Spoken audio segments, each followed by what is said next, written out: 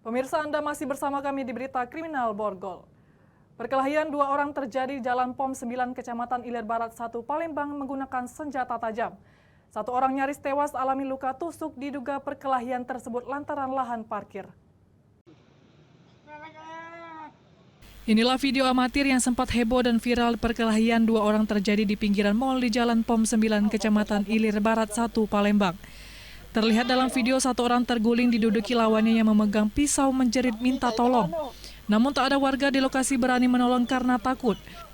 Perkelahian terhenti usai salah seorang pelaku melihat musuhnya sudah bersimbah darah dan kabur.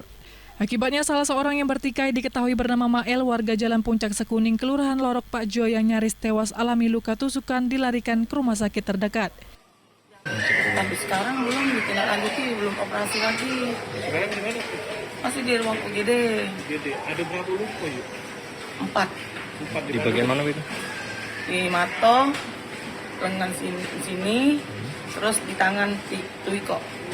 Yuk, tahu dah yuk, motifnya apa yuk? Kejadian ini? Itu juga tadi aku dengar-dengar soal parkir juga lah. Soal parkir. Dari kejadian ini, keluarga korban telah melaporkan ke Polsek Ilir Barat 1 Palembang.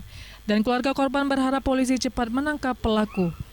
Dari Palembang, Guntur iNews melaporkan.